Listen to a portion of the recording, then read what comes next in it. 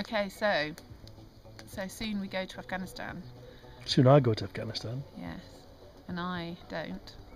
And I just was really interested to know how you feel about going. I'm excited. I'm looking forward to it. Mildly apprehensive.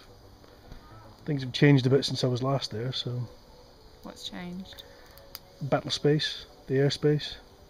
It's a lot more complicated now. There's a lot more Americans there for a start. It's a much busier place. Britain's pretty much moved out of Kandahar into Bastion, so Bastion's 4 times bigger than when I was last there. When we last there? 2.5 years ago. And what sort of conditions do you expect to find? Luxury. Really? Got wireless internet in the rooms now. Really? Yes, there is, yeah. Certain times of the day it's good, apparently. When everyone's on it, it's rubbish, but... No, it's... Any war zones that we go to, the longer we stay there, the more luxurious it gets. We start off on camp cots, in sleeping bags and tents. We end up in, you know, bunk beds with duvets and pillows with air conditioning in rooms. And that's just kind of the pace of it. It always annoys me because you can tell we've been somewhere too long. A, when Defence Fire Services turn up. B, when you get Sergeant Majors wandering around the parade sticks. C, when they get hard on because you haven't ironed your kit. And D, you have to wear your hat everywhere. That's the signs that it's all too much. We've been there too long. So do you think we're ready to come out then? I don't know. I think the government would argue that we are. I think we will... The military are currently arguing that we're not. We haven't met any of the conditions. I don't know what the conditions are actually yet for us to withdraw, to be honest with you. I think if we could get to a position where we can have the Afghans policing, governing and defending themselves, then they might be the conditions that are worth pulling out at that point. And what do you think the climate's going to be like then? Hot. Hotter than a snake's ass. Yeah, I mean, by day mid-40s, by night mid-30s. It's miserable, you know, at midnight, 2 in the morning when it's 32, 33 degrees C, you know, the sort of temperatures you normally have somewhere when you're on holiday. The only saving grace is it's very dry.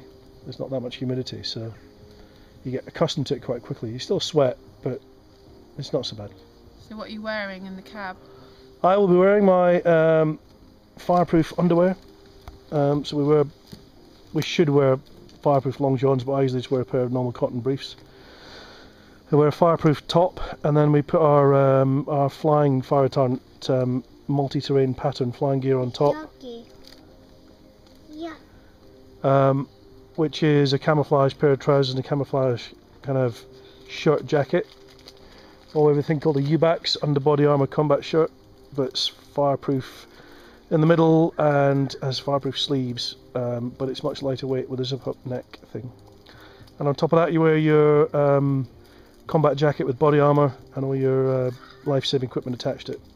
And then your flying helmet on top, and gloves. Really? Yes. And cockpit heat? By day you'll see temperatures in the 60s. Yeah, C. love it. In the cockpit, thank you for that. Grenade. No, hang on, you're Menace. the Menace. Just for the record, doesn't like blackjacks. Yeah. By night, you know, cockpit temperatures aren't as bad because you're not facing the sun. It's more the fact that the chinook's got a glass, as in lots of glass, see-through glass in the cockpit. So when the sun's beating through it and the actual air temperature is plus 45, then you've got the magnified glass factor as well. So yeah, uncomfortable. Hot but uncomfortable. No, thank you. And are you packing a weapon? I will be packing a pistol attached to my jacket, and I will have a rifle attached to my seat with lots of extra bullets in my kind of grab bag that we run away with if everything goes wrong. We work in a bit of a layered system where you have the only thing you can really guarantee is what's on your body. So if you crash the aircraft or you get shot down or you have to land on run away, all you can guarantee having is what you're wearing. That's your pistol and your life-saving kit. But then we have a little bit of a layered system where I'll have a grab bag beside me that's got extra ammunition and my rifle on the other side. And if that's all I can grab, then that's great. And then sort of next layer up is a bag down the back, like a rucksack, a day sack that's got all the extra survival bits and bobs. And then we'll normally carry another bag with sleeping system in it, so roll mat, sleeping bag, pillow, and some camping gear, just in case we have to spend overnight in the field somewhere. What's in your grab bag that the second tier?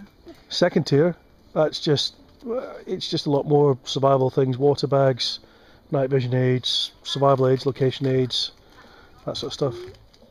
So what does it mean when they say you've got to be good to be gash? It's a bit of a saying where once you've been doing things for a long time, you can cut corners because you know the implications of cutting those corners. You know that you are good enough to be able to cut those corners because you have the experience. You understand what you're doing, you understand how you're doing your business, and you understand what can go wrong, so you're aware of it and can deal with it. So it's not so much good to be gash, it's good to be cutting corners, but good to be gash sounds better. So would you be gash in Afghanistan then? I won't initially because I've not been there for a while, but I'm a very experienced aviator and I know my aircraft very well and I know my own limitations very well, so I would be willing to cut corners, not for safety reasons but perhaps to provide better effect for the guys that we support. But the rules are the rules and we obey the rules because they're there for a very good reason, and the aircraft has certain limitations applied to it that again are there for a very good reason. We don't break them, but there are times where you can cut corners that if a less experienced aviator was cutting the same corners I would be concerned, but because of my experience I have an awareness, a better awareness I think. Although obviously you are a consummate professional and there will be no corner cutting. Of course. Absolutely. And there'll be no rule breaking, there might be corner cutting but there'll be no rule breaking. And what's the how I hear the natives are hostile, so what kind of hostilities do you expect? I would expect to see a lot of Afghan low-flying complaints. They started in Bosnia with Bosnian low-flying complaints where somebody says a black with an AK-47 or whatever he's got to hand, but yeah, you what see... do you mean by an Afghan low-flying complaint? Because obviously they're not going to be phoning up. No, they're going to be firing a rifle at you. Usually an AK-47, the weapon of choice in Afghanistan.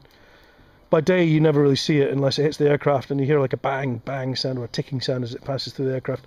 By night you see the tracer, green tracer they tend to use, which is quite convenient. We use red. It's kind of Warsaw Pact days that. But yeah, no, they hear a chinook or they hear an aircraft, they'll fire in the general direction. So you see loads of that. If we're going somewhere specific and they hear us coming, they might send a couple of RPGs our way. You know, they've got various legacy weapons that they can use. So do you think that they're a good shot or they're a lucky shot? I think they're getting better. I think they've had the practice. I think they were good. They developed skills when the Russians were there that they lost perhaps in the gap in between, and now they're redeveloping them. They're getting better, you know. Their capability improves with time, like anyone's capability improves with time. The more practice you get, the better you get. So lucky or skilled? Bit of both. Bit of both. We have the skill, they have a bit of skill, but if we had 100% skill, say, they would be probably 60% skill and 40% luck, or maybe 50-50, in my humble opinion. And how do you feel about leaving the kids and the family and everything? It's always a wrench. It's the worst bit's when you get on the bus, when you leave home, and then you get on the aircraft to fly out, and everything's changing. You know you're away for, you know, a number of weeks, 10 weeks or whatever. Okay, it's not 6 months, but you just know you're not coming back for the whole of the summer holidays in this case. So it is a bit of a wrench. I think when you get to theatre you start to focus on what you have to do, and then it's just the quiet moments, maybe when you're on a bit of a downer or you feel a little bit ill or tired, then that's when you miss your family the most. But definitely at the start it's a wrench, but it gets better. And I think at the end of the day it's probably a hard time as well, because you know you're close to going home and seeing your children again. Pardon me. Especially when they burp. No, thank you. I thought I liked it. I'm pleased. So yes, I will miss you all. Even you.